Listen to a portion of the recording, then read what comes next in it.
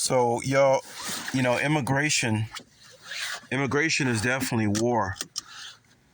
Immigration is definitely war on a population of people that live inside that existing country. When you have like, let's say, some people called Americans, and you bring a bunch of people from other places that come in and take all the jobs that the so-called Americans are gonna now have to depend on because most of them are not skilled in certain areas.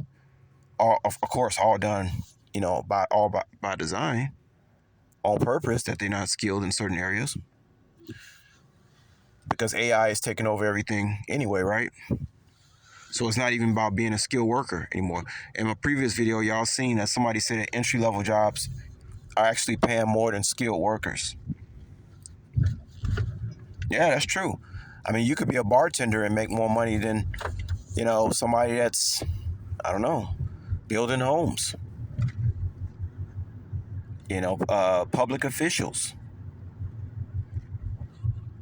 So what is the cognitive dissonance is coming in where it's like people don't even know what's important anymore. What's even important anymore? What is important? Because if you're paying a Uber Eats person more than a teacher, that's why I tell y'all, man, when I be dropping off at these, I'm telling y'all, man, it's nothing but weirdos that work in these school systems, y'all. Okay, now maybe I just didn't notice it before, which I think that is definitely a variable. I'm just more conscious, I'm more conscious of things now. Guys, I be dropping off to people at these schools, and it's nothing but freaks working up in those school systems around your children. And somebody out there thinks that one of my main objectives should be getting married and having children. I don't think so. I see these freaks every other day working in these schools. I can't believe it. And it's like everything goes now, y'all. And like I told y'all, with the whole homosexual agenda, it doesn't stop there. Because now they're trying to make pedophilia a sexual classification. This was actually on a TED Talk. They want to make pedophilia a sexual classification. So it doesn't stop with just homosexuality. That's the problem with the whole thing to begin with. It doesn't. Where does it stop? It doesn't. It just keeps getting more queer and more queer and more queer. It ain't about being homosexual. It's about how demoralized can you bring a society of people to the point where now nobody even cares about, basically you're stepping over somebody who just got ran over by a car, who maybe if you just call 911. I mean, we hear about this in New York all the time. Somebody can get hit by a car, nobody helps that person. They'll just step over them. That's the point. That's a demoralized society. You understand? That's a demoralized society. So that's why when the Bible talk about people in the last days, people be lovers of themselves, they're not talking about people who love themselves and take care of their health. They're talking about somebody who you can see somebody in a car accident, you won't even help them. Well, I got to get to work. If I'm late to work, I'm not gonna get my paycheck. You see, as a so-called gig black and DoorDash driver, like we talked about yesterday. Am I a slave or not? Some people say, "Well, you still a slave." Am I really? I can stop my car and help somebody if I seen them get hit.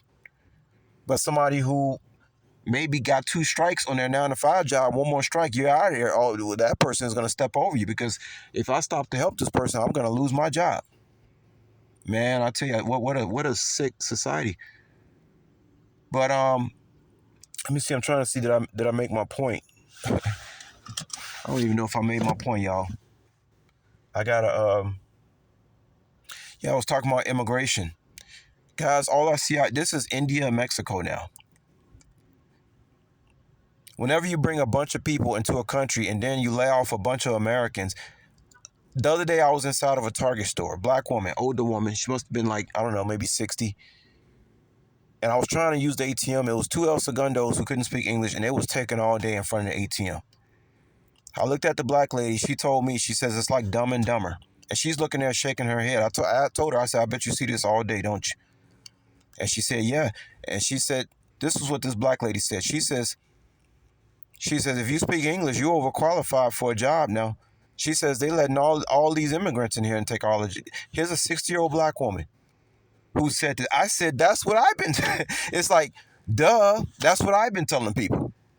Hello?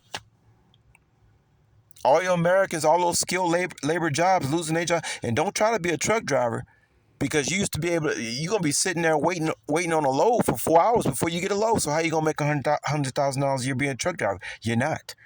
You're going to be making under 40,000 thanks to the new government regulations on truck drivers driving.